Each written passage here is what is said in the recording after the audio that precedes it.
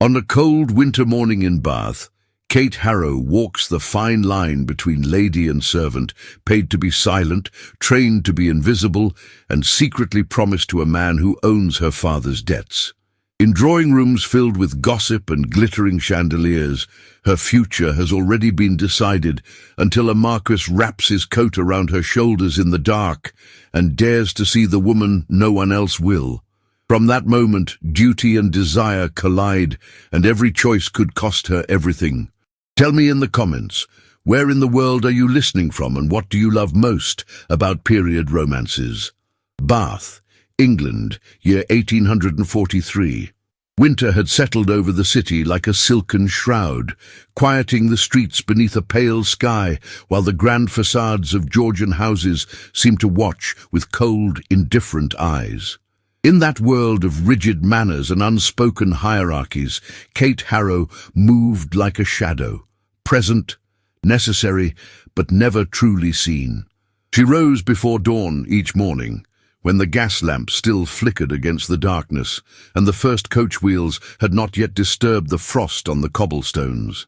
In the cramped attic room she rented with the few coins she earned, she dressed in silence, pulling on her dove-grey woolen gown with practiced modesty. She smoothed the worn fabric, straightened the narrow lace collar, and pinned her chestnut hair into a modest bun at the nape of her neck. No embellishments, no ribbons, no adornments of youth or vanity. A companion was expected to blend into the wallpaper, never brighter than those she served.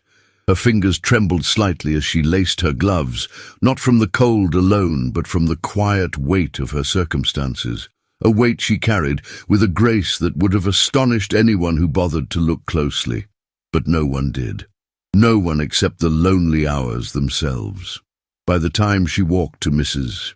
Abernathy's stately townhouse near the Royal Crescent, Bath was beginning to stir. A thin mist wafted through the streets, softening the edges of the morning. Beneath her bonnet, Kate kept her gaze lowered, careful to avoid the curious looks of footmen and the disdainful glances of ladies who saw at once that she belonged to no place they recognized. She was too well-bred to be a servant, too poor to be anything else. Mrs. Abernathy greeted her with the usual mixture of impatience and relief. The older woman sat wrapped in heavy silk, her cheeks dusted with rouge, her cap adorned with enough lace to trim a dozen gowns. Her voice, sharp and weathered, echoed through the drawing-room as soon as Kate stepped inside. "You are late by at least 5 minutes," she declared, though Kate had arrived precisely on time. "Fetch my shawl, the mauve one, not the wretched lavender, and read the newspaper aloud. My eyes are too weary this morning to suffer through the tiny print." Kate moved without hesitation, each task familiar, her steps light on the polished floor. Her presence was expected but never invited. Mrs. Abernathy tolerated her the way one tolerated a draught, necessary but inconvenient. Kate lifted the shawl respectfully, draping it around the older woman's shoulders. She handled the fragile fabric with care, though her hands were cold beneath her gloves. When she took her place by the window and unfolded the newspaper, the morning light gilded her features, revealing the lines of quiet endurance that had begun to etch themselves into her expression. "Begin," Mrs. Abernathy commanded, and Kate obeyed. She read about political debates in London, about new fashions from Paris, about minor scandals whispered in drawing rooms. Her voice, steady and soft, lent dignity to each word, though none of the news changed the path of her life. She was a companion, a position both respectable and humiliating, a role she inhabited only because the world had given her no other choice. Once, she would have sat in parlours wearing silk, discussing these same articles as an equal among friends. But that world burned down with her father's fortune, leaving only ashes and unpaid debts. And those debts had a name: Mr. Percival Trent. Kate paused in her reading, her breath catching for the briefest moment as his name flickered through her thoughts. Her secret engagement to him, arranged under the guise of salvation, felt more like a silent sentence. She had agreed to it for her family's sake, believing she could bear anything if it protected them.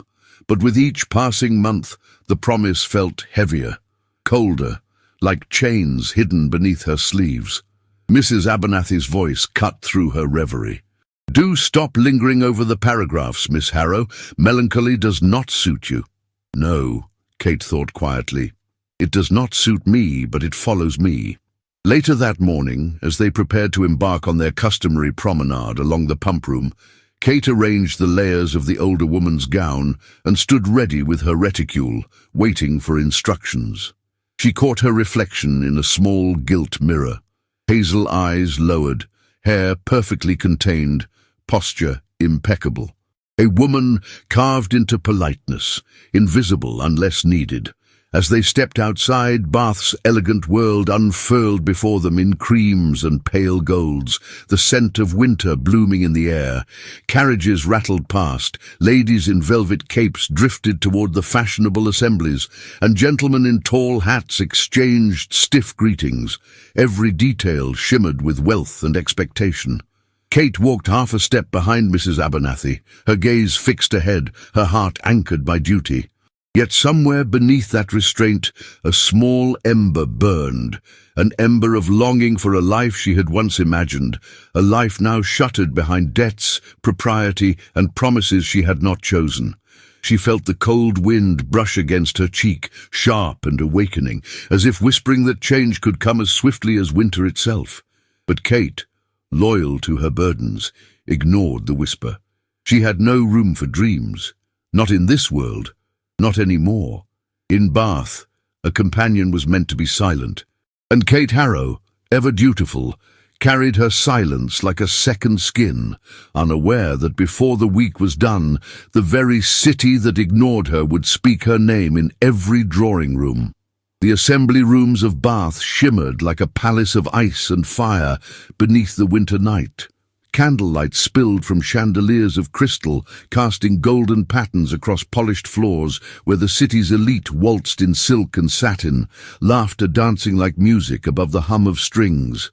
Every breath inside was perfumed and warm, every glance calculated, every word spoken with elegant intent.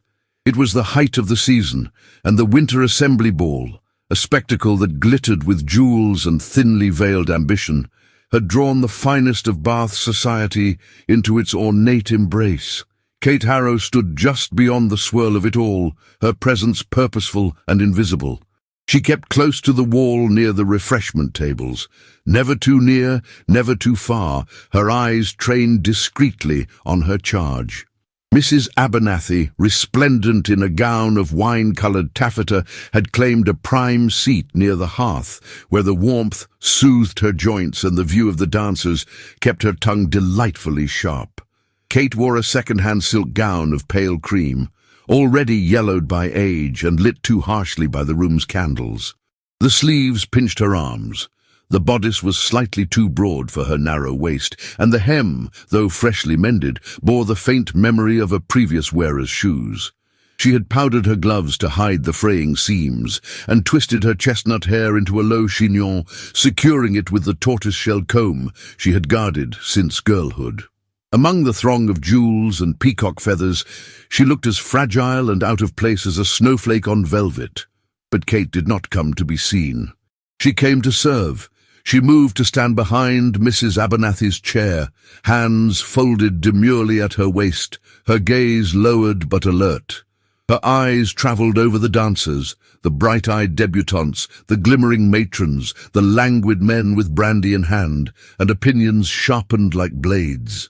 She studied the orchestra and its fevered rhythm, the scent of hot wax and rosewater in the air.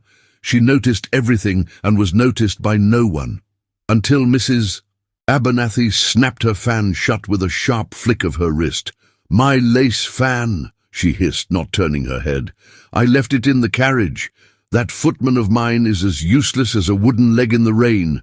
Go and fetch it, Miss Harrow. I find myself positively faint without it." Kate hesitated for only a breath. The storm outside had intensified in the last hour, hurling icy droplets against the tall windows.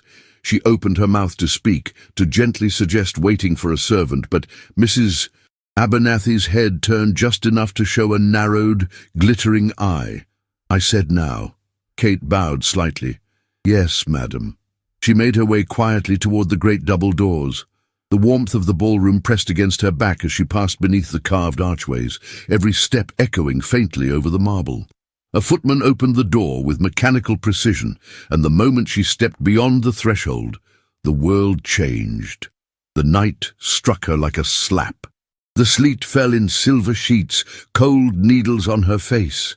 Wind howled through the arch of the portico, lifting the hem of her gown and snatching at her shawl. The air was sharp with the scent of smoke and frost.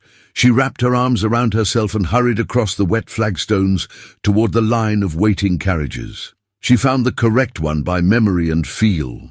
The driver, cloaked and slouched against the bench, gave her a half-interested nod. The interior door creaked open and the fan, delicate and half-folded, lay nestled between the seat cushions like an afterthought. She reached for it, her gloved hand trembling now from more than the cold. Clutching the fan to her chest, she turned back to the building, her skirts heavy with damp, her fingers growing numb.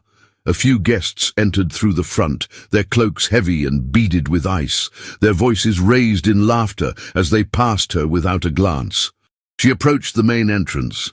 The footman, taller and unfamiliar, stepped in front of her.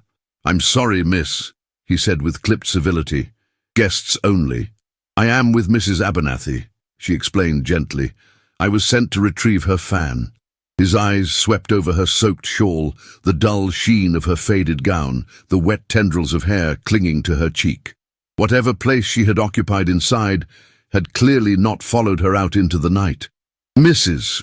Abernathy's guests are already inside," he said more firmly. "This entrance is reserved." She tried again, quietly, not pleading but careful. "I am her companion." But the man had already turned to assist a baroness descending from her carriage, offering his arm with polished elegance. The doors opened to music and laughter and then closed again. Kate stood there in silence. The sleet plastered her sleeves to her arms, seeped through her thin slippers, made the corners of her vision blur with cold. She considered walking to the servants' entrance, but the passage curved behind the building and would require crossing the icy lane. She knew what the footman would say, how they would look at her, a companion with no place to go. She moved to the edge of the stone steps beneath the gaslight, hugging the fan to her chest. Her teeth began to chatter. Her cheeks burned with humiliation. Her breath came in visible puffs, catching on a sob she refused to release. And then, quiet footsteps, firm and steady. She turned. He emerged not from a carriage, but from the shadows near the side portico. A tall figure, broad-shouldered and solemn, his coat open, his hair dusted with wet. He paused beneath the lantern's glow and saw her. For a long moment, neither of them spoke. Then Henry Ashford, Marquess of Wyndham, stepped toward her. The light flickered across his face, strong-boned, pale, with eyes that carried winter and something older than war. "Miss," he said, voice low and steady, "you should not be out here." She could not answer at once. Her lips were too cold. She gave the smallest shake of her head. They would not let me in." His brow furrowed. He looked toward the great doors, then back at her. Without hesitation, he removed his greatcoat, thick, military cut, lined in fur, and wrapped it around her shoulders. The weight of it engulfed her. The scent of it, cedar, wool, something faintly earthy, surrounded her like a memory. His hands, warm through his gloves, touched her arms lightly, just enough to steady. "You're freezing." "I am." Her voice wavered. "I will be all right." "I doubt that." He said it gently, not as a rebuke, but as fact. His gaze did not linger on her wet hair or the trembling of her lips. It held something steadier, something that saw her. He guided her beneath the archway, sheltering her from the wind. She watched him from beneath the collar of his coat, her fingers curling into the fabric. There was silence between them, but not the cold kind. It pulsed with something unspoken, and for the first time in longer than she could remember, Kate felt protected, not possessed, not indebted, simply shielded. The ballroom doors opened at last. A younger footman, breathless with embarrassment, appeared to fetch someone. His eyes widened when he saw the Marquess beside her. "My lord, I didn't know—" Henry's voice was calm, but his words sliced through the chill. "Tell Mrs. Abernathy that her companion has returned." The boy nodded furiously and disappeared. Henry turned back to Kate. "Will you be able to stand?" She nodded, though she still shivered. He offered his arm. She hesitated, then placed her hand lightly on the wool of his sleeve. Inside, music played on. The world had not noticed her absence, but the man at her side had, and that was something she would not forget. As they stepped through the doors together, wrapped in silence and shadow, Bath itself seemed to pause, and somewhere behind the chandeliers and laughter, a whisper was born. The city of Bath awoke beneath a blanket of pearl-coloured mist, the chimneys exhaling thin trails of smoke into the grey morning sky. But even before the shopkeepers raised their shutters or the bells of St. Swithin's tolled 8, a different kind of fog had taken hold, a vapour made not of steam or weather, but of scandal. By breakfast, the tale had already travelled from the assembly rooms to the pump room, from the tea tables to the haberdasher's counter. Whispers curled like tendrils through every corridor of society. It was said, though no one would confess to being the first to say it, that the widowed Marquess of Wyndham had been seen outside the assembly rooms at an indecent hour, his military coat draped protectively around a woman's shoulders, not a duchess, not a lady of standing, but a companion, a paid woman, one who served tea and carried fans and read aloud when eyes grew weary, one who answered to a name like Kate Harrow. In the drawing-room of number 17 Queen Square, Mrs. Abernathy held court in her morning chair, swathed in layers of plum-coloured velvet and fortified by 3 pillows and 2 cups of hot chocolate. Her eyes glittered with something sharper than displeasure, something bordering on relish. "Miss Harrow," she said, folding her copy of the Bath Chronicle with excessive precision, "you have, it seems, become the talk of the hour. How delightfully inconvenient." Kate stood by the hearth, her fingers threaded loosely before her, the greatcoat still folded neatly across her arm. It was warm from the fire, but cold in every other way. Her cheeks were pale, her expression composed, but beneath the surface a tide of emotions surged, embarrassment, disbelief, and something too fragile to name. "I had no intention of drawing attention," she said softly. "The storm—" "Oh, the storm," Mrs. Abernathy interrupted, as though frost ever stopped the wheels of gossip. "Do not play coy, Miss Harrow. The damage is done, and since we must now walk among wolves, let us do so wrapped in the pelt of the beast." Kate blinked. "Pardon? Wear the coat again. To luncheon. If they are to sneer, let them do it while you look properly dramatic." The words stung, not for their cruelty, Mrs. Abernathy rarely concealed that, but for the accuracy with which they revealed Kate's new position. She had not merely been seen, she had been marked. Later that day, walking arm in arm behind her employer through the Grecian colonnade of the pump room, Kate obeyed. The coat rested on her shoulders like a secret, like armor. It smelled faintly of tobacco and damp wool, and something elusive, something almost like cedar. As they passed groups of ladies sipping spa water and pretending not to stare, Kate felt every glance settle upon her like snow. She did not flinch, but her heart thudded in her chest like a caged bird. Not far from that same promenade, inside the quiet recesses of a private club along the Royal Crescent, Henry Ashford sat near the window, his untouched glass of claret casting red shadows on the tablecloth. His mind was elsewhere. Though he wore his usual air of self-possession, something in his posture betrayed distraction. His fingers tapped lightly against his cane. His gaze drifted not toward the other gentlemen engaged in muted conversation, but toward the pale morning beyond the glass, toward a memory still crisp and unsettling. The girl in the storm, the feel of her shivering frame beneath his coat, the way she had spoken, not in pleading tones but with restrained dignity. He had not asked for it, nor had he expected it, but now he could not forget her. When Lady Eleanor Ashford arrived unannounced, as she often did, she found him still seated there, half lost in thought. "You've made the morning rounds quite impossible," she said coolly, removing her gloves with practiced elegance. "Mrs. Belcroft nearly spilled her cordial when she asked whether it was true you embraced a maid in full view of the gentry." "She is not a maid," Henry said, not looking at his sister. "She is Mrs. Abernathy's companion." "Ah, much more scandalous then." Eleanor settled across from him. Her dark eyes, sharp as polished onyx, narrowed slightly. "Are we to assume this sudden gallantry was born of romantic impulse, or are you merely indulging your distaste for rules again?" Henry exhaled slowly. "She was locked out, in the freezing rain. I gave her my coat. That is all." "I see." Eleanor leaned back. "And how many other companions have found themselves in your arms, purely by accident?" He did not answer, because the truth, though simple, did not fit into words. She had not been like the others. There had been something in her eyes, something he recognized, not helplessness, but restraint, not beauty in the common sense, but a kind of quiet sorrow, worn with grace. "She is not what they say," he said at last. "No woman ever is," Eleanor replied. "But that hardly matters, does it?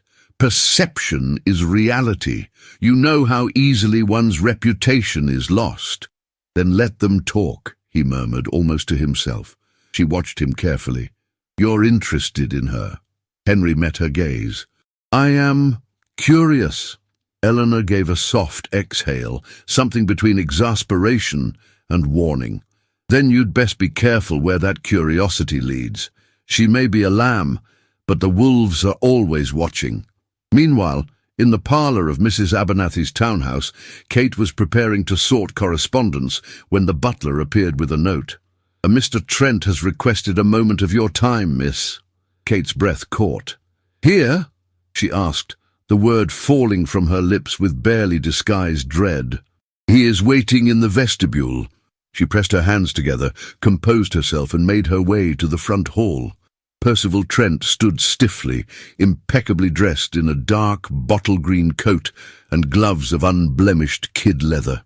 His cravat was tied with mathematical precision, and his gold fob chain glinted even in the muted light. He did not smile. "Kate," he said, voice clipped and low, "I've heard disturbing reports." She dipped her head slightly. "I imagine you have." "I gave you my name to protect you from this sort of disgrace," he continued, not bothering to lower his voice. "To think that you would parade about the streets in another man's coat." "I did not parade," she said gently, though her spine had stiffened. "I was cold. He offered me protection." "You should have refused." Her jaw tightened. "Would you have preferred I collapsed in the snow?" He moved closer and his voice grew sharper. "What I prefer is that you remember your place. The world is not kind to women who forget themselves." Kate swallowed, her fingers curling at her sides. The coat on her shoulders suddenly felt heavier. "I have not forgotten anything," she whispered. "Not your promises, not my sacrifices, not what I owe my family." "And you owe me," he said darkly. "Do not forget that either." With a curt bow, he turned and departed, leaving only the scent of pomade and control in his wake. Kate stood frozen in the entryway, the polished floor gleaming at her feet, the cold air from the doorway creeping along the base of her neck.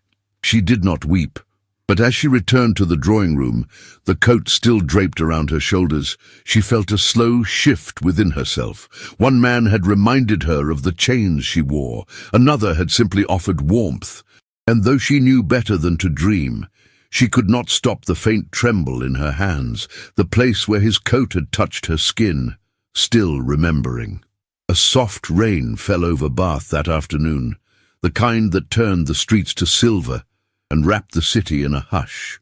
The stone facades glistened beneath the muted sky, and the air carried the faint, comforting scent of damp paper, the promise of stories waiting to be touched.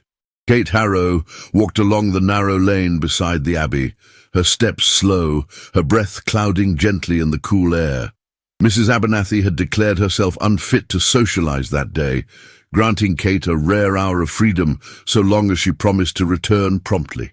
Kate gravitated toward the bookshop at the corner of Stall Street, its windows fogged from the warmth within. There, between stacks of novels and travelogues and history tomes, she could disappear for a moment, not as a companion, not as a debtor's daughter, but simply as a woman who loved words. She stepped inside, greeted by the comforting creak of the wooden floor and the familiar smell of leather bindings. A small fire crackled in the grate, its glow casting amber light over the spines of well-loved volumes. Kate slipped off her damp gloves and moved toward the back of the shop, where second-hand books lay in tall, precarious towers. She traced the edge of a poetry collection, her fingers feather-light. She did not notice the figure standing in the adjoining aisle until she heard a low voice. Miss Harrow. Her breath caught. She turned slowly. Henry Ashford, Marquess of Wyndham, stood not 3 paces away. He wore a charcoal frock coat and a dark waistcoat embroidered with subtle burgundy threading. His hair, still damp from the rain, lay swept back from his brow. The quiet of the shop made him seem larger, his presence filling the modest space with an intensity she had not expected to face again so soon. "My lord," she said softly, dipping her head, "I did not expect to see you here." "Nor I you," he replied. His tone was even, politely restrained, yet something flickered behind his eyes, something like relief, or perhaps curiosity sharpened by memory. He stepped closer, leaving a respectful distance, though the nearness of him altered the air. "You are fond of reading," he observed, glancing at the book in her hand. She nodded. "Books are a refuge." His gaze warmed, as though he recognized the truth behind her simple statement. "I have often felt the same." Silence settled between them, not uncomfortable, but fragile. Kate lowered her eyes to the poetry volume. "I hope," she murmured, "that my wearing your coat has not caused you undue trouble." "None at all," he said too quickly. Her lashes lifted. "The city seems to think otherwise." He exhaled, his jaw tightening. "Society thrives on distraction and scandal when available." Kate returned the book to the shelf, her fingers lingering on the worn binding. "I wish I could ignore it." "You do ignore it," he said quietly. "Or at least you bear it with a dignity that others would envy." His words struck her with gentle force. Praise for Kate was not common currency. She felt heat bloom faintly at the base of her throat. Dignity is easier to maintain when one is accustomed to invisibility. He frowned slightly. "You are not invisible." She looked away, uncertain how to answer, afraid of what might spill from her mouth if she allowed the truth to rise. Henry seemed to sense it, for his tone softened. "May I ask something candidly?" She folded her hands. "If I may choose whether to answer." A measured pause. "Fair enough." He studied her for a moment, as though weighing whether the question deserved voice. Finally he asked, "Who is Mr. Trent to you?" She stiffened. Her heart pressed painfully against her ribs. She had not expected that name to follow her into this quiet refuge. "He is," her voice faltered. Henry waited without pressing. "He is a man who believes he has done my family a great service," she said, her tone carefully neutral. "And you do not agree?" "I did not say that." "But you did not deny it?" Her fingers trembled slightly. "He holds my father's debts. He has taken an interest in securing our future." "Your future," Henry corrected softly. Kate's breath hitched. She stepped back, as if retreating from a precipice. "I cannot speak of this." He inclined his head, accepting her boundary without question. "Then allow me to ask something else." She braced herself. "Are you well?" The simplicity of the question nearly undid her. No one had asked her that, not in earnest, not in years. She swallowed. "I manage." He studied the faint tremor in her voice, the slight exhaustion in her eyes, the way her hands clasped tightly, as though holding herself together, and from the way his gaze softened, she knew he could see more than she wished him to. "If you ever tire of managing alone," he said quietly, "you need not." The words landed between them like a breath of warm air in winter, dangerous, comforting, forbidden. Kate felt her throat tighten. She stepped back, needing distance. What he offered, what she feared he offered, was a kindness she could not afford to accept. "I should return," she whispered. He nodded once. "Allow me to walk you out." They exited the shop together, though they did not touch. The rain had weakened to a powdery drizzle. She turned toward Queen Square, while he remained on the threshold. As she walked away, she felt the weight of his gaze following her like a soft, unseen touch. Later that week, Mrs. Abernathy insisted on attending a musicale hosted by Lady Grafton, whose sharp tongue was as much an attraction as the musicians themselves. The drawing room was filled with lace and lamplight, the soft notes of the pianoforte threading through the chatter.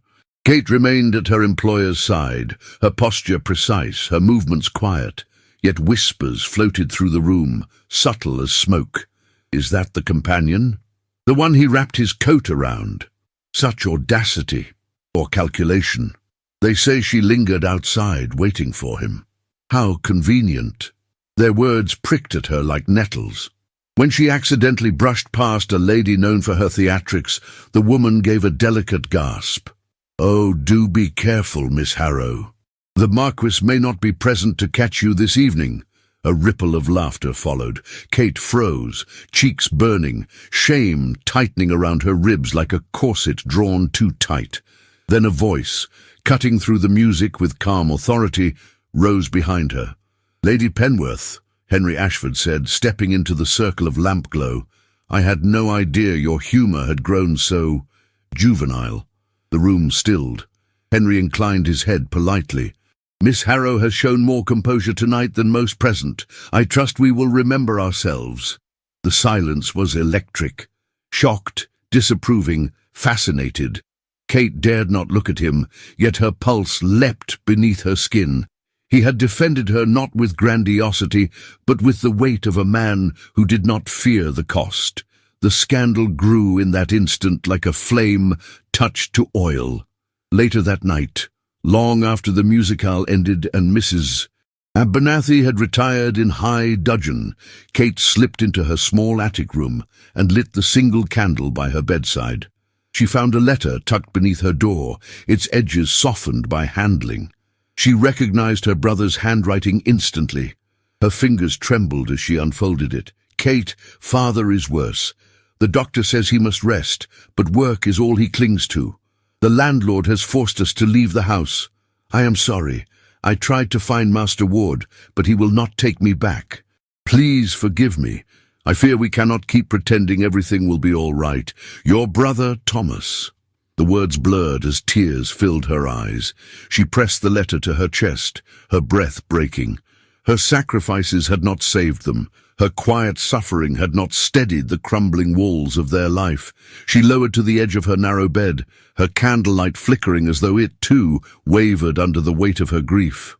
Outside, the rain began again, gentle and persistent. Inside, Kate Harrow wept in silence, unseen and unheard, but not forgotten. The morning air in Bath was crisp, still clinging to the last breath of winter. Carriages rattled along the cobbled streets, their wheels slick with dew, and chimney smoke curled like lazy ribbons into the pale sky. At number 17 Queen Square, the household of Mrs. Abernathy stirred with the usual bustle. Fires were being stoked, silver polished, curtains drawn back with a snap. Yet an unusual tension floated through the house, subtle but undeniable, like the hush before a gathering storm. Kate Harrow stood in the front parlour, her hands clasped tightly before her. She wore her plain wool day dress in dove grey, the collar freshly pressed, her hair neatly arranged in its habitual chignon. Her expression was composed, but within her chest, her heart paced unevenly. Word had come that the Marquess of Wyndham, he, would be calling that morning to retrieve his greatcoat. Not send for it, not send a footman, not ask it be returned by messenger, but call in person. Mrs. Abernathy had received the news with the faint arch of one powdered brow, then ordered the best china be used for the tea service and a tray of almond biscuits be prepared. After all, she had declared with thinly veiled glee, if the wolf is coming to the door, we must at least offer him something sweet to bite. Kate had said nothing. What could she say? Her mind spun with questions she could not afford to answer, and emotions she had long since trained herself to quiet. When the knock came, sharp, deliberate, unmistakably male, her breath caught. A footman opened the door with ceremonial efficiency, and Henry Ashford stepped into the hall. He looked precisely as a Marquess ought, tall, well-formed, impeccably dressed in a navy frock coat and dark wool trousers, a gold watch chain glinting against his waistcoat. Yet there was nothing ostentatious in his bearing. His presence did not demand attention, it commanded it. His eyes found hers almost immediately. Kate curtsied, her movements fluid, though her pulse raced beneath her skin. "My lord," she said softly. "Miss Harrow," he replied, his voice low and even. Behind her, Mrs. Abernathy emerged from the adjoining room like a barge in full sail. "Lord Wyndham," she said with affected surprise, "you honour us." "I fear I'm here for something most unceremonious," he replied. "My coat." Mrs. Abernathy chuckled. "Ah, yes, the infamous garment. It has caused quite a stir. I dare say it deserves its own invitation card at the next ball." Henry offered a faint smile. "I'm not certain it would behave." Kate excused herself quickly, stepping away to fetch the coat from the armoire. When she returned, Henry took it gently from her arms. Their fingers did not touch, but something electric passed between them nonetheless, something sensed more than felt. "I'm grateful," he said. Kate looked up, her gaze steady. "It kept me warm. I should thank you." He bowed his head slightly. "I will take no more of your time," he said to Mrs. Abernathy. "Nonsense," she purred, clearly unwilling to release her moment of social glory. "At least allow us to pour you some tea. Miss Harrow, you may remain if Lord Wyndham permits." His gaze shifted to Kate, a question unspoken in his eyes. She inclined her head. "Of course, my lord." As the tea was poured and polite conversation stumbled awkwardly into motion, Kate remained quiet, seated at the edge of the room like a shadow. Yet from her place, she observed everything. The way Henry's attention drifted back to her more than once. The way Mrs. Abernathy performed civility with theatrical precision, and the way the coat, folded now beside him on the chair, seemed to weigh more than mere fabric. It was not just a coat, it was a memory, a scandal, a question neither of them dared ask aloud. After the Marquess departed, Kate returned to her room with a storm behind her ribs. Why had he come in person? Why had he stayed for tea? Why had he looked at her as though she were not merely a woman, but a person? Later that afternoon, Henry stood in his study overlooking the manicured garden of his rented townhouse in Sydney Place. He was not alone. Across from him sat a man in a modest suit, neither noble nor servile, a solicitor of good repute and quiet discretion, Mr. Ezra Collins, thin, grey at the temples, and known for uncovering inconvenient truths. "I need every record you can find on a Mr. Percival Trent," Henry said calmly. "His financial history, his business holdings, the origin of his capital, everything." Mr. Collins raised a brow.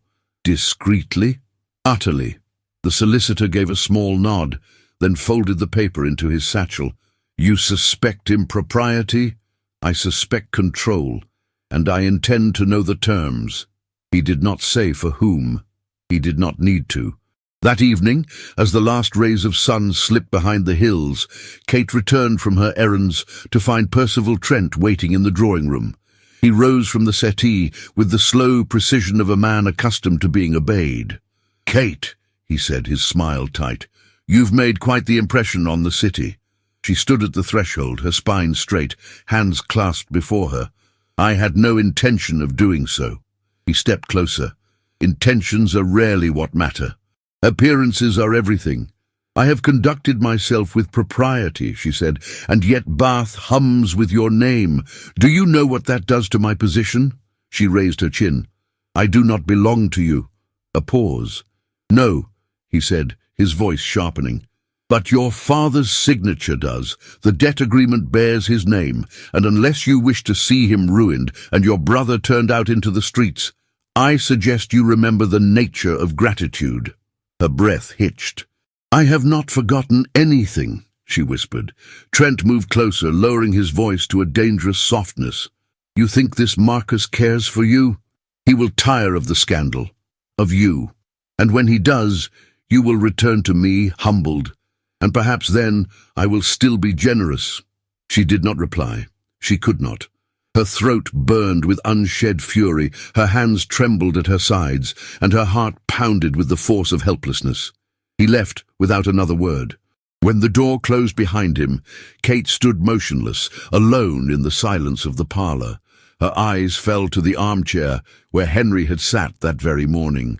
The coat had rested there, a symbol of kindness, a moment of unexpected protection. Now in its place lingered the echo of threat.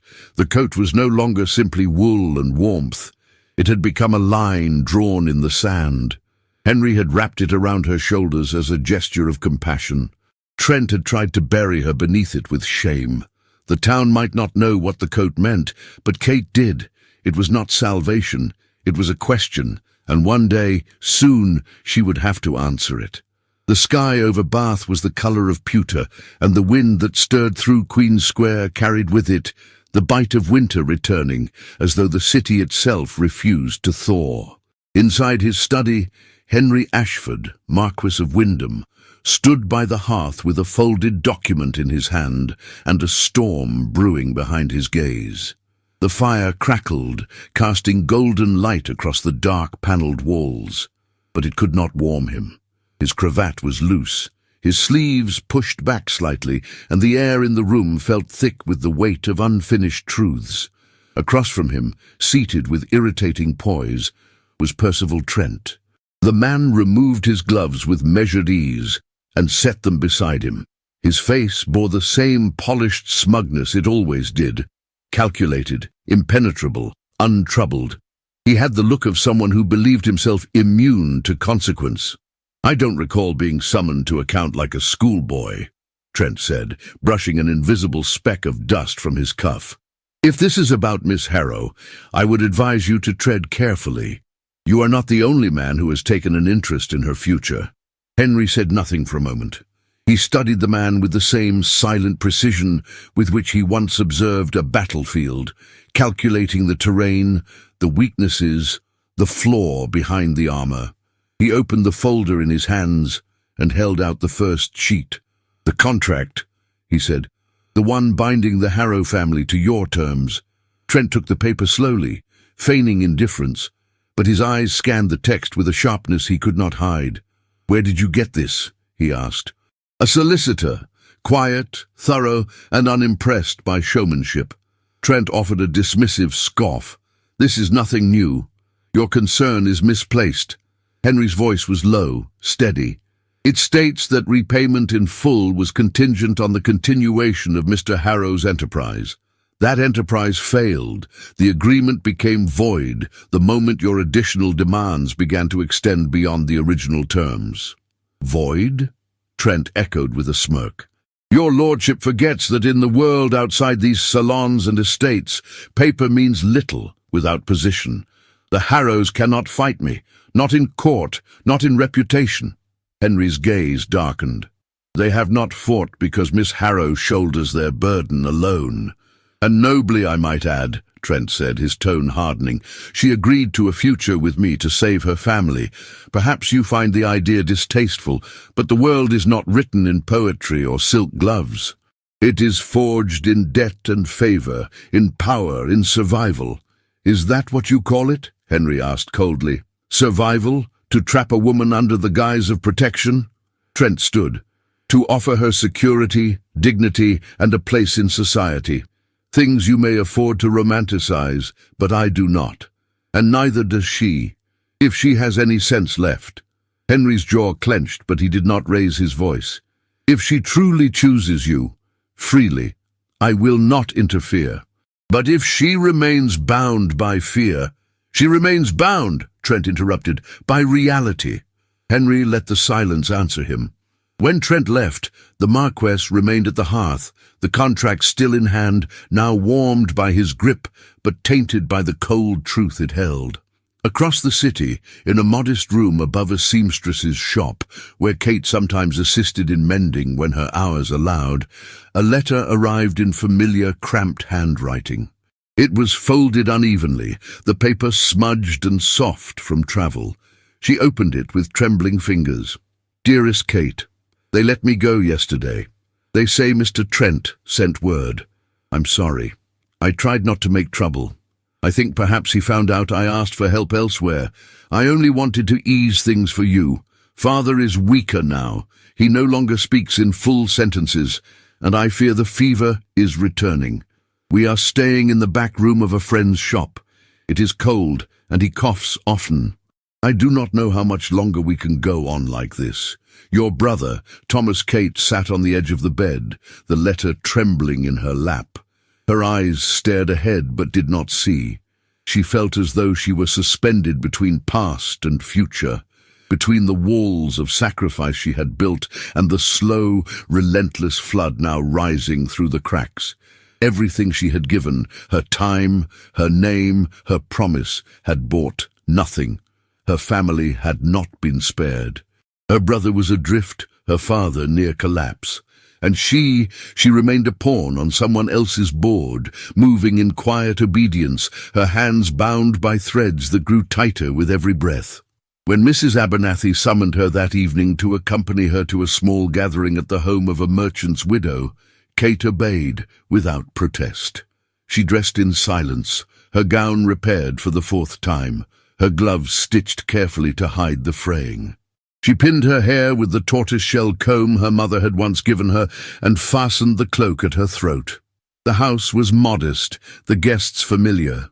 Conversation buzzed like a restless swarm, harmless on the surface, yet sharp beneath. Whispers followed her as she moved through the parlour. That is the one. The companion with the Marquess's favour.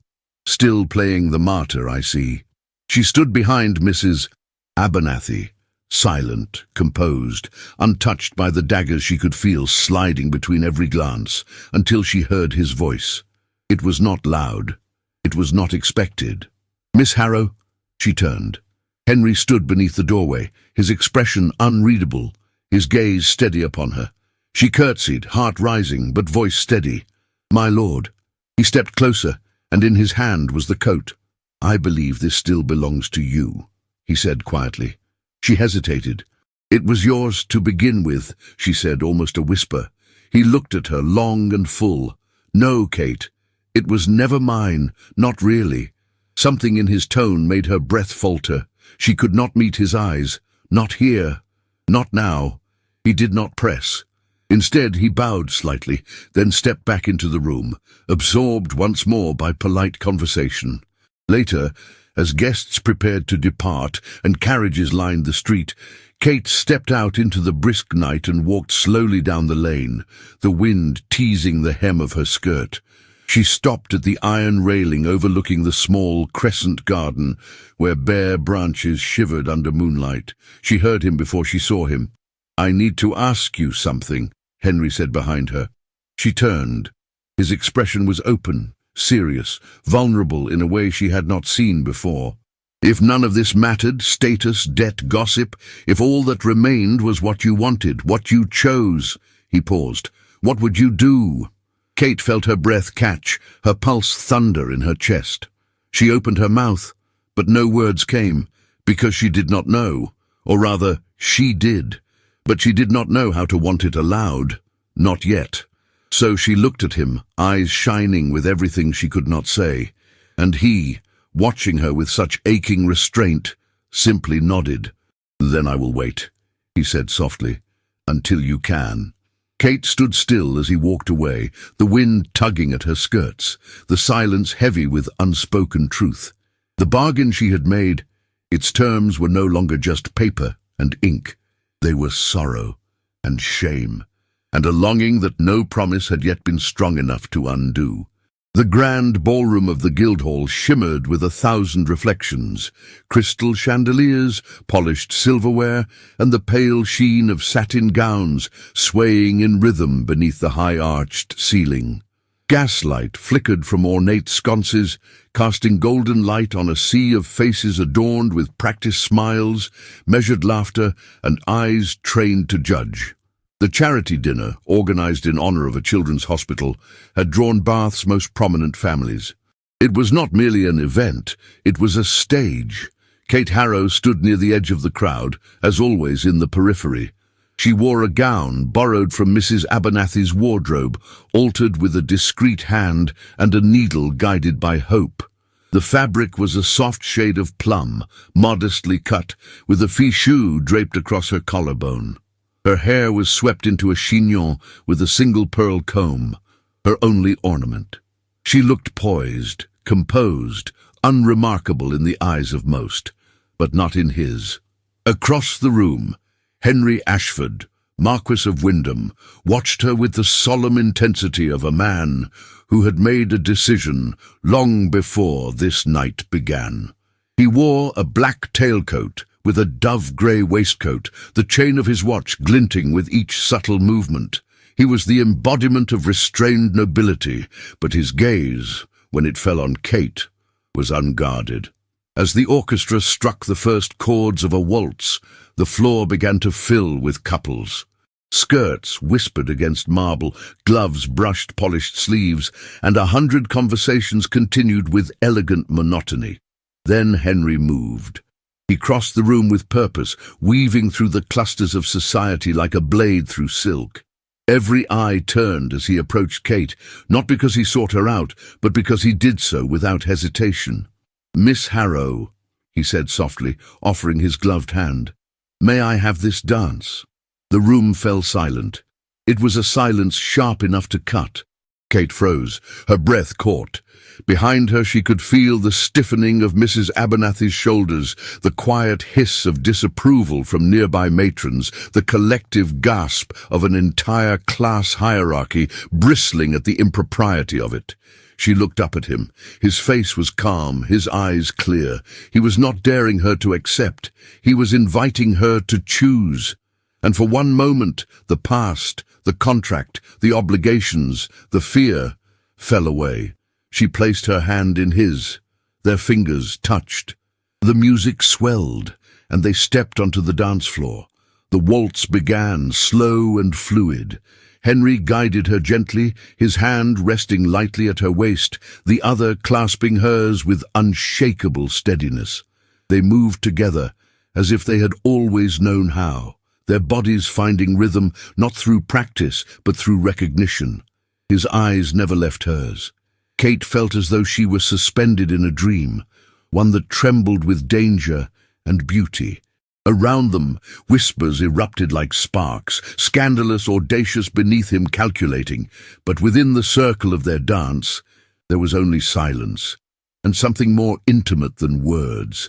She felt the warmth of his hand, the certainty of his steps, the ache blooming beneath her ribs. She did not smile. She dared not, but her eyes shone with something unspoken, an awareness that what they were doing was both bold and irrevocable. When the music ended, neither moved. Then Henry bowed, still holding her gaze, and she curtsied, her heart thundering. They parted without speaking, but the ballroom did not return to its rhythm. It seethed. By morning, Bath was awash with outrage. The daughters of viscounts and the wives of retired generals whispered of ruined reputations and reckless marquesses. At number 17 Queen Square, Mrs. Abernathy received 2 calls before breakfast from women she hadn't spoken to in 5 years, all under the guise of concern. When Kate entered the drawing room with tea, she found her employer seated stiffly in her wingback chair, a letter clutched in her gloved hand. "Close the door," Mrs. Abernathy said. Kate obeyed. The older woman looked at her with a chill that surpassed the season. "I took you into my home when you were nothing but a well-bred orphan with no prospects. I clothed you, fed you, protected you from the wolves." Kate stood still, hands clasped. "Yes, madam." and you repay me with spectacle. You humiliate me. You make me the centerpiece of Bath's most vulgar gossip." Kate's throat tightened. "I did not intend—" "You danced with him." Mrs. Abernathy rose, trembling with fury. "In front of everyone. You placed my household in the mouth of every gossip in the city." "I did not ask him," Kate whispered. "I merely accepted." "That is enough." The older woman crossed to the writing desk and handed her an envelope. "You will collect your things. I have arranged for your belongings to be delivered to a boarding house on Holloway Street. Modest, appropriate, far from here." Kate took the envelope. Her fingers shook, but her voice did not falter. "Thank you for your kindness," she said quietly. "I will leave immediately." She did not cry. She did not beg. She bowed her head and left with the dignity of a woman who had endured worse.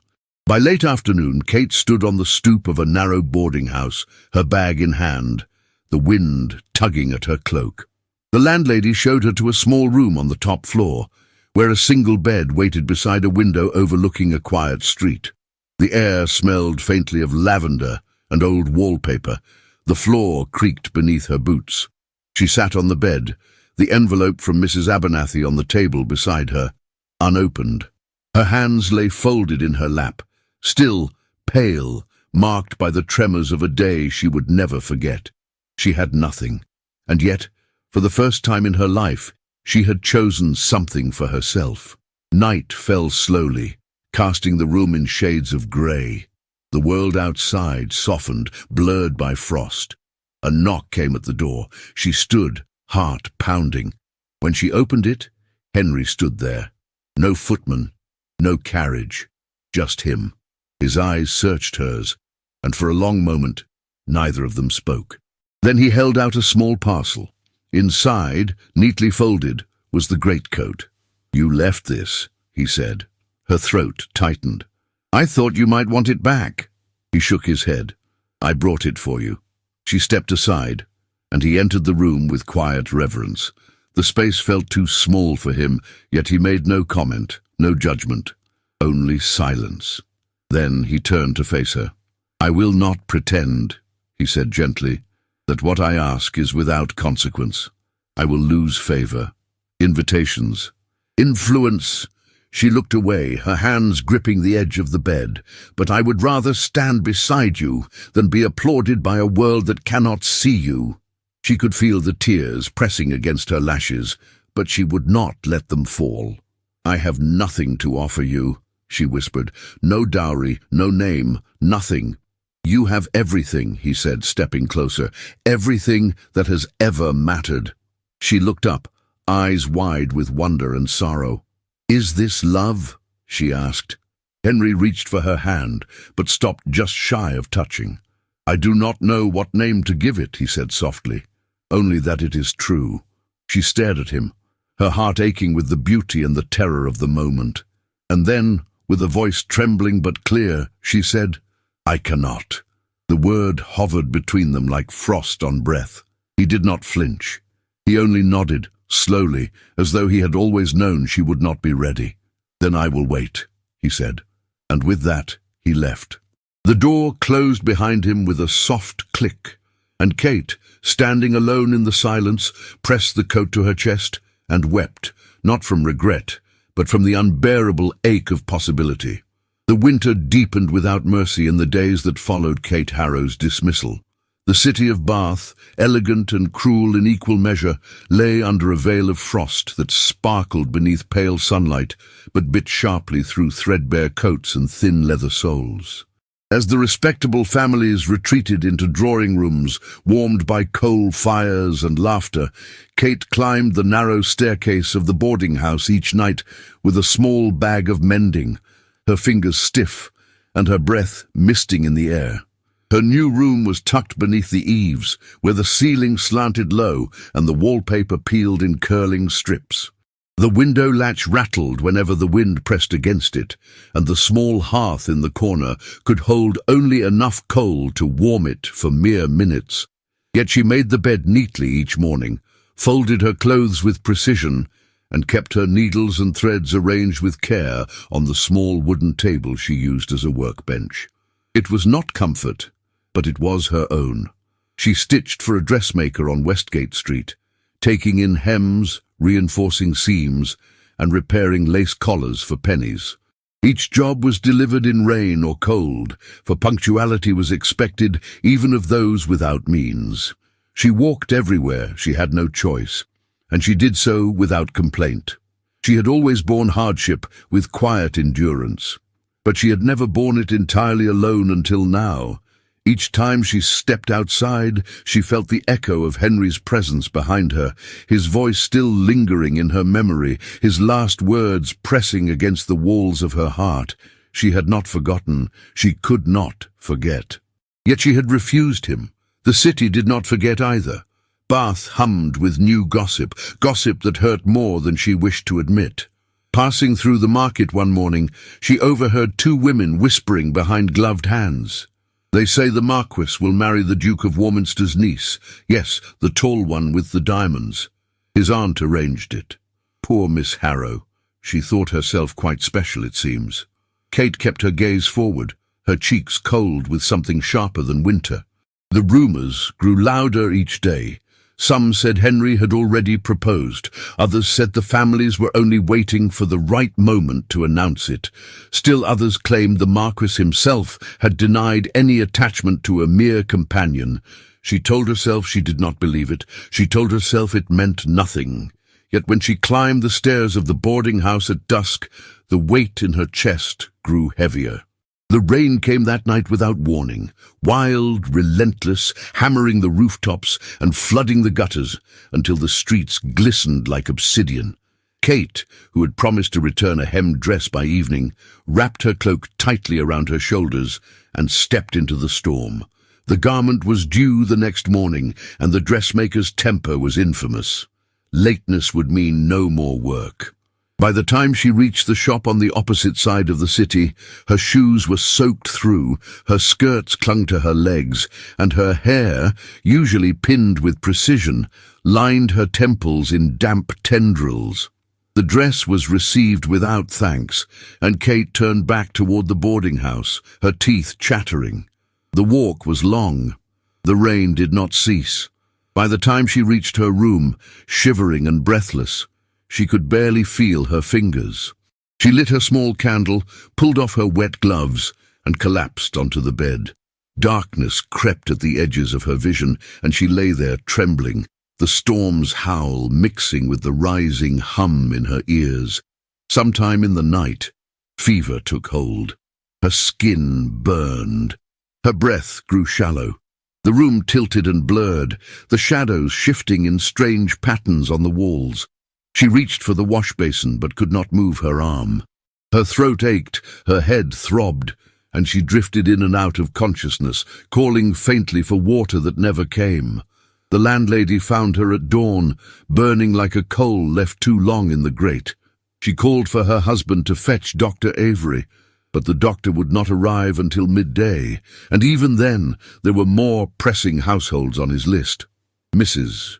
Abernathy's maid, Bridget, a small, bright-eyed woman who had always shown Kate quiet kindness, heard the news by chance when she crossed Holloway Street. Something in her heart clenched. Without pausing to consider propriety or consequences, she hurried to Henry Ashford's townhouse on Sydney Place. The butler opened the door with rehearsed dignity, but Bridget rushed forward before he could speak. "Please, sir, please. Miss Harrow is ill. Badly. She won't last the day if no one comes."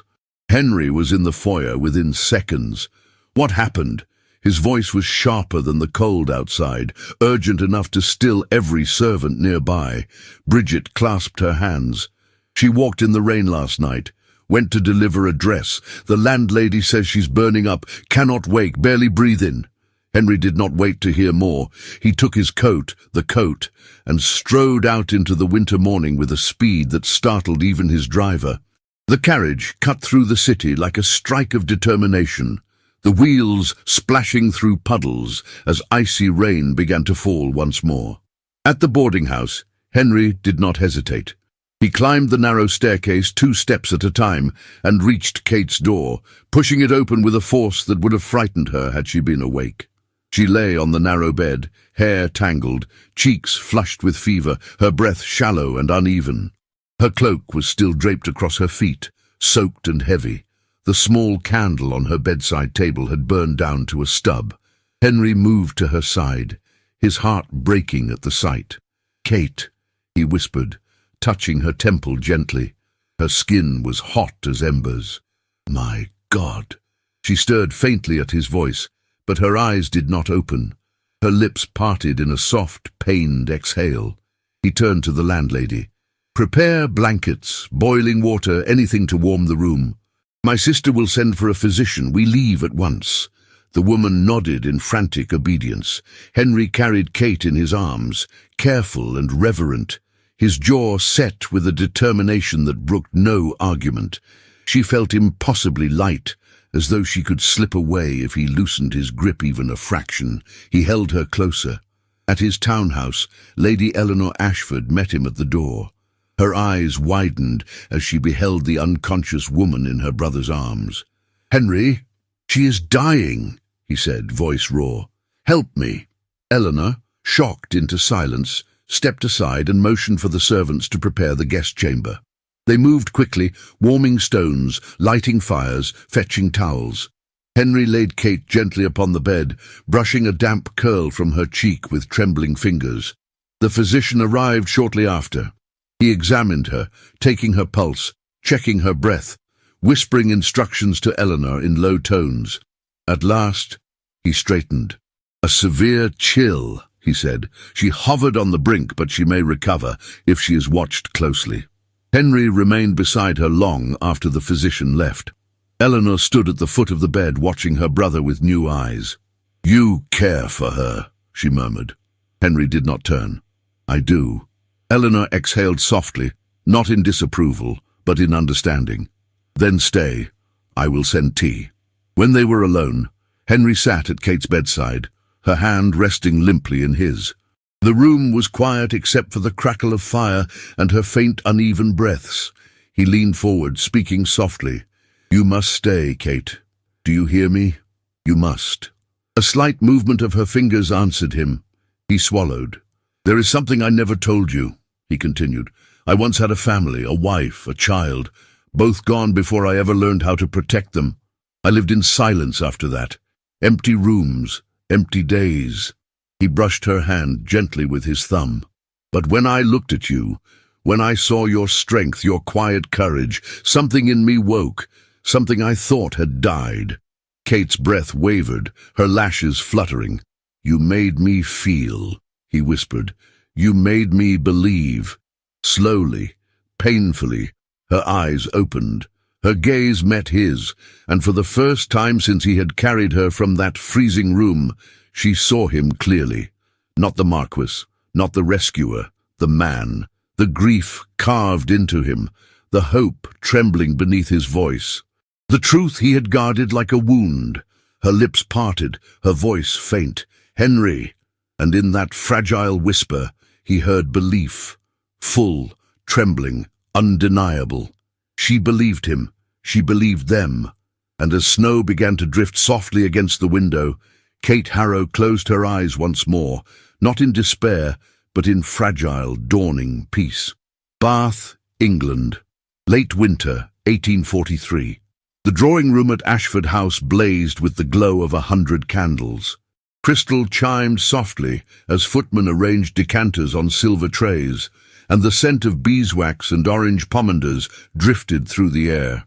The parlour was filled with society's finest, suffocating in silk and envy, gathered not for a ball, but for something far more dangerous: conversation. It had been nearly 3 weeks since Kate Harrow last stepped into the world as a visible woman.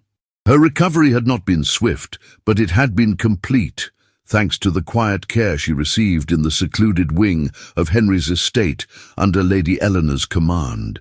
During those silent afternoons by the fire, as snow softened the landscape outside, Kate had watched the world reassemble itself, her body mended, her grief soothed, and her soul called into question.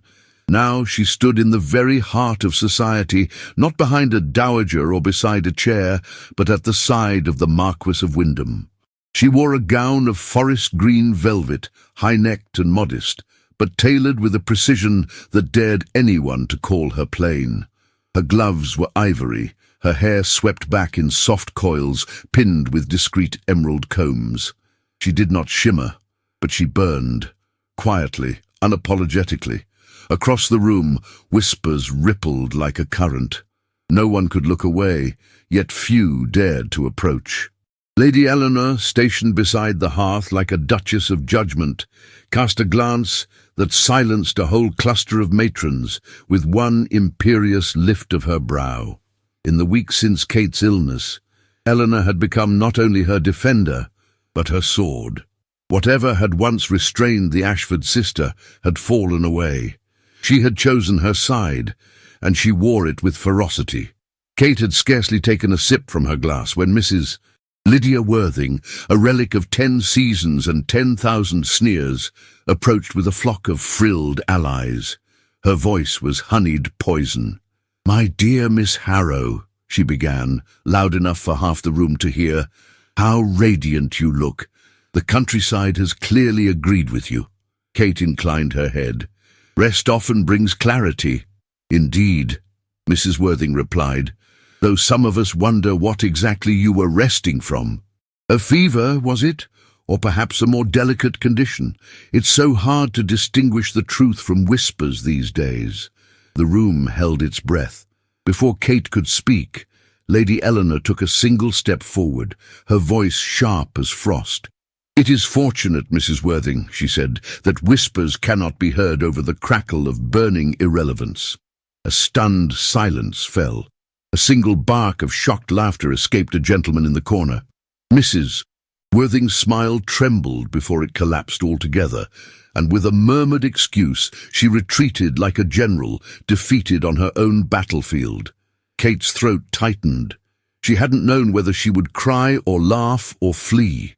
But Eleanor's hand found hers, briefly, before falling away, and the moment passed like a current in her chest, swift, silent, powerful. Then came Henry. He crossed the room not with fanfare, but with absolute command. In a deep blue tailcoat, his limp barely visible, he stood before the assembled guests like a man who no longer cared for their good opinion. His eyes found Kate's. There was no tremor, no hesitation.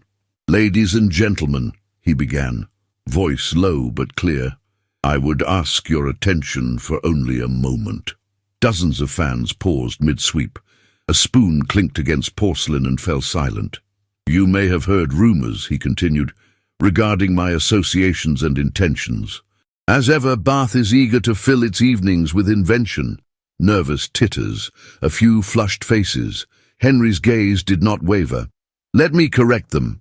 I'm no longer engaged to Lady Celeste Haverton. That arrangement was dissolved by mutual understanding." Gasps, small and scattered.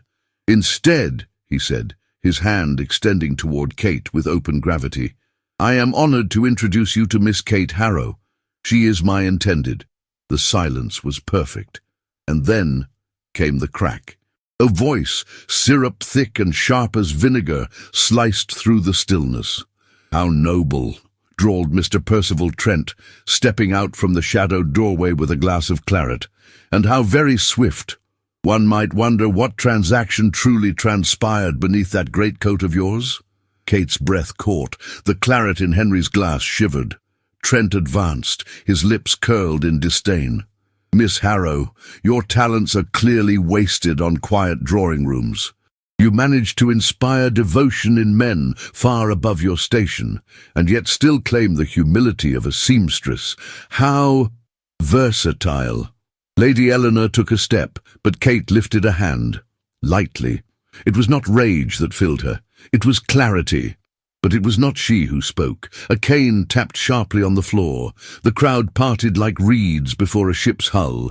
Mrs. Abernathy appeared, regal in midnight satin and a crown of white plumes. Her face bore its usual scowl, but her eyes burned with lethal intelligence. "Mr. Trent," she said, in a tone that had once cowed generals and vicars alike, I suggest you hold your tongue before you remind this room that you were once a suitor spurned, and not for lack of effort on Miss Harrow's part, but for the excessive nature of your own. A wave of murmurs. I have known Miss Harrow in ways you never could, Mrs. Abernathy went on, leaning on her cane. She endured my bitterness without complaint, my demands without defiance. She is loyal, capable, and dignified. You, on the other hand, are a man who mistook ownership for affection and blackmail for romance. Trent turned white. I would further remind this gathering, she added with finality, that a gentleman who threatens the livelihood of a sick man's children is no gentleman at all. He is a coward in silk stockings. A collective exhale swept the room. Henry stepped forward now, calm and certain. For those concerned with propriety, he said, let me clarify further. Mr. Trent's accounts have been examined. The contracts which bound the Harrow family were based on manipulated terms. They have been reviewed by my solicitor and will not stand. Trent sputtered, but no one heard him. Further, Henry continued, those debts, such as they were, have now been settled, quietly, permanently. Kate's breath left her body like the last chill of winter fading before spring. Trent turned on his heel and fled. No one followed. Silence lingered only a moment longer before the crowd began to shift. Soft murmurs replaced sharp ones. Some approached with tentative congratulations, others with awkward apologies. Kate endured them with grace, but her hand never left Henry's. Later, in the quiet study, as the fire burned low and the last guests had gone, Kate turned to him. You did not have to do any of it. Henry looked at her then, not as a savior, not as a suitor, but as a man who had chosen her in full. I did it because I see you, he said, and because I cannot bear a world where you are not free. She placed her hand on his chest, where his heart beat steady and sure beneath the velvet. I am, she whispered. Now I am. Outside, snow began to fall again, and this time no doors were closed to her, not ever again. Bath, England, late December, 1843. The snow began to fall before dawn, fine as sifted sugar, silent as forgiveness. By the time the sun broke over the rooftops of Bath, the world had softened under its pale weight. Chimneys exhaled thin spirals of smoke, and the cobbled streets gleamed with a silver quietude, as though the city itself had paused to witness what was to come. In a small stone chapel, tucked at the end of an ivy-covered lane, lit only by candlelight and the milky glow from frosted windows, Kate Harrow stood before a looking-glass. Her gown was not white. It was a deep shade of dusk rose velvet, simple in silhouette but noble in bearing, with a high collar and long sleeves lined in silk. There were no pearls at her throat, no diamonds in her hair. Only a single pin, a gold filigree shaped like a snowdrop, nestled among the dark braids coiled at the nape of her neck. Her hands, gloved in kid leather, trembled slightly as she held a single sprig of myrtle. Lady Eleanor stood beside her, fastening the final button at the back of her dress.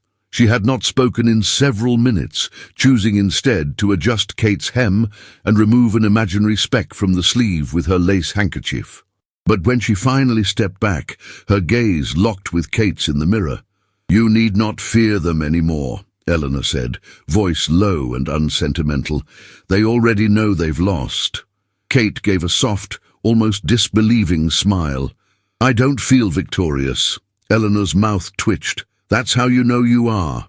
The chapel was nearly empty, but not silent. A handful of close friends, few in number but abundant in loyalty, waited inside. The pews were dressed with evergreen branches and white heather tied with silk ribbons, and the scent of pine mingled with the warm beeswax of candlelight. At the front stood Henry. He did not wear full regalia, nor medals, nor sash. His coat was a soft charcoal, tailored to his frame, his cravat knotted without flourish. There was no grandeur about him, no theatricality.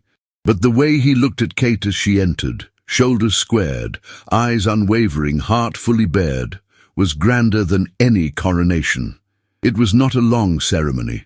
The vicar's words were gentle. the prayers whispered rather than proclaimed. Kate's brother, Thomas, his hands still rough from his new apprenticeship at the forge, held the ring in his palm, his expression one of pride and reverence that seemed too large for his young face. When Henry took her hands in his, they fit without force or hesitation. His vows were quiet, spoken like promises meant only for her ears. Kate's voice caught once, but not from nerves, only from the staggering awareness that this moment was real, that everything they had survived had led them here, and that nothing, no scandal, no debt, no shadow, stood between them now. When the vicar declared them man and wife, there was no cheer, no thunder of applause, only silence, deep and full, as though the world finally had nothing left to say.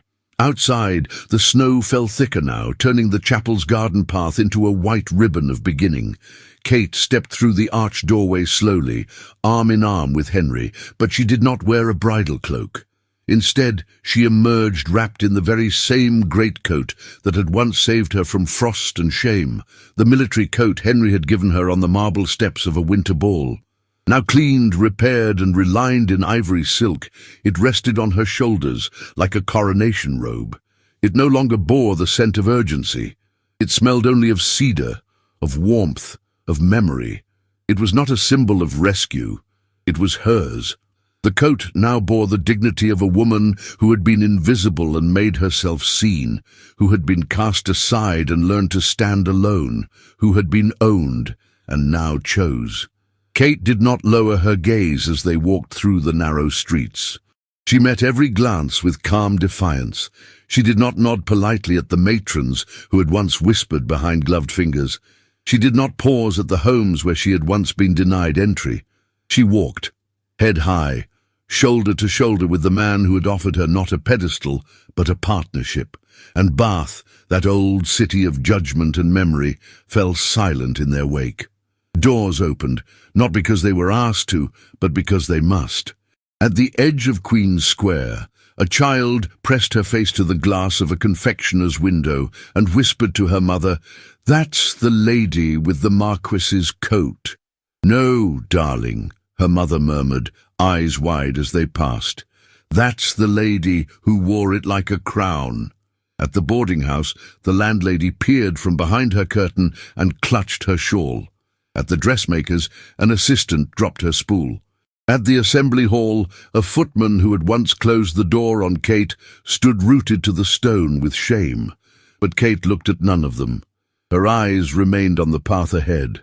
Later, at Ashford House, the drawing-room was lit with firelight and quiet laughter. There was no grand reception, no orchestration of courses. Only the warmth of real affection and a supper served on Eleanor's orders, who declared that if any soul so much as uttered the word propriety, they would be dismissed without dessert. Thomas played a few notes on the piano, hesitantly at first, then steadier, and Lady Eleanor even allowed herself a single glass of brandy to toast the liberation of common sense. Kate stood in the parlour, her fingers tracing the embroidery on the coat's inner lining. It had been stitched by hand, Henry's hand, she later learned. Ivory silk, soft and luminous, embroidered in tiny letters, with a phrase that nearly undid her, "To the woman who saved me." He approached her from behind, his reflection joining hers in the tall mirror above the hearth. "I didn't," she whispered. "You did," he answered, "in ways I didn't know I needed." Kate turned. The firelight cast golden shadows along his face, softening the lines carved by war and grief. She touched his hand, then let it fall to his chest. His heartbeat met her palm like a drum beneath the surface of calm water. "I'm not what society expects," she said softly. He smiled. "Neither am I." They did not kiss in that moment. They stood close, eyes locked, their breaths shared in the hush between words. It was enough, more than enough. Outside, the snow still fell. Inside, time stood still. The world would continue to speak, of titles and dresses, of scandal and surprise. But none of it mattered now. Kate Harrow did not belong to Bath, nor to any man's ledger, nor to the whispers of the Tun. She belonged to herself, and beside her stood the man who had never asked her to be anyone else.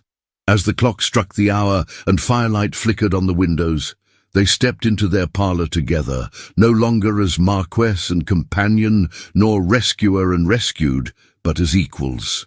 And in the warmth of that winter evening, they began not the end of a tale, but the beginning of a life no longer borrowed, but wholly, irrevocably theirs. Bath, England, winter of 1847. The snow had come early that year, blanketing the city with a hush that felt familiar and sacred. The rooftops of Queen Square glittered under the pale afternoon light, and chimneys released delicate ribbons of smoke into a lavender sky. Inside Ashford House, the drawing-room was warm and alive with quiet preparations. Garlands of pine and dried oranges hung above the hearth, and in the corner stood a modest evergreen tree, its ornaments made of carved wood, stitched felt, and ribbons too short to be of use in gowns. At the centre of it all stood Kate Ashford. Her hair, now tinged with the faintest hint of silver at the temples, was twisted in a loose chignon, the kind one wore when there was no need to impress anyone, only to be comfortable and present. Her gown was a deep plum wool, soft and practical, worn not for show, but for the warmth it gave as she moved through the house barefoot, humming a lullaby half under her breath. From upstairs came a small cry, insistent, familiar. She paused only to glance at the coat hanging by the door. Henry's coat. Still there, still his, still hers, but now joined by two smaller coats on hooks below it, one navy blue, the other pale green, one for a boy who loved mud and music, one for a girl who carried pine cones in her pockets and spoke in questions. Kate smiled softly and turned toward the stairs. In the nursery, Henry was already lifting their daughter into his arms. Little Margaret, only 2, burrowed against his chest and blinked up at her mother with sleepy confusion. Beside the crib, Thomas, now 20, tall and sun-browned from his work, was gently rocking a carved wooden horse he'd made himself. The boy Kate had once protected had become a man who protected others, apprenticed now under the finest blacksmith in the region, thanks to Henry's patronage and his own relentless grit. Henry turned to Kate, his expression still tinged with awe after all these years.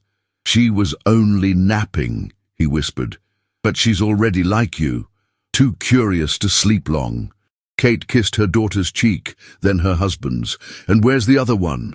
As if summoned, 5-year-old James darted into the room like a gust of wind, cheeks pink with excitement and a stick in his hand that he declared a dueling saber. "I defeated 2 dragons and a governess," he announced. Henry raised an eyebrow. "Was it a fair fight?" "No," the boy said proudly. "I had magic." Kate laughed, fully, freely. She had not known this sound, lived inside her before Bath, before that winter, before Henry. The years had not been without hardship. Society had shifted, but not fully softened. Some doors had opened, others remained closed. There were invitations they never received, and drawing-rooms that stayed silent when they entered. But those rejections had lost their sting. For every parlour that judged them, another had embraced them. Lady Eleanor had moved to the country, where she raised prize roses and wrote scathing essays under a pseudonym that terrified half the peerage. She visited twice a year, each time with a trunk of outrage and affection. Mrs. Abernathy had become something of a legend.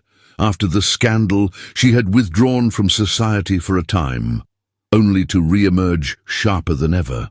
Her support of Kate had become a topic of whispered admiration, and her drawing-room was now known as a haven for women no longer content with silence. She had paid a price for her alliance, but had declared it a debt well spent. As for Percival Trent, he had not fared so well. After his disgrace, the creditors he once manipulated turned on him. His empire of threats and half-truths crumbled. Lest anyone heard, he had retreated to the continent, where he lived in quiet obscurity, a man stripped of the fear he once wielded like a crown. Kate never spoke of him. She had folded that chapter shut, like a page creased once and never again. Later that evening, after the children had been tucked into their beds and the fire had dwindled to embers, Kate and Henry stood by the parlour window. Outside, the snow fell softly, just as it had the night they met. Henry reached for her hand. "Do you ever think," he asked, "of how close we came to never speaking again? If you hadn't knocked on that door, if I hadn't been near the steps." Kate leaned her head on his shoulder. "I try not to think of what might have been. I think of what is." They stood there a long while, saying nothing, hearts full. The greatcoat still hung by the door, not as a relic, not as a reminder, but as a witness. It had seen shame and shelter, scandal and salvation. And now it watched over a home where laughter outnumbered fear, where children grew not in silence but in story, where love did not need to be proven, only lived. And though winters still came, fierce and sudden, they no longer brought the ache of isolation. They brought light. They brought music from tiny feet and the scent of pine needles dragged across wooden floors. They brought memory and the promise of more. Kate Ashford, once invisible, once voiceless, had built a world with her hands and her heart. Not grand, not gilded, but real. And that, she had come to believe, was the rarest kind of victory.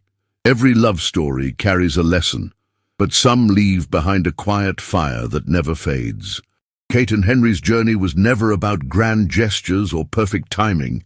It was about resilience in the face of judgment, dignity in the face of humiliation, and the tender power of choosing love, even when the world says you don't deserve it. Perhaps you saw yourself in Kate's quiet strength. Perhaps you understood Henry's longing to be seen not as a title, but as a man. Or maybe you simply needed to believe that second chances bloom even in the heart of winter. This is not just a story about romance. It's about the armor we build from pain, and the grace it takes to lay it down when someone offers warmth instead of scorn. It's about finding light when all the doors feel closed and walking forward, unafraid. If this story touched your heart, let us know by commenting the word "greatcoat" below. That way, we'll know you stayed with us all the way to the end and helped carry this story even further.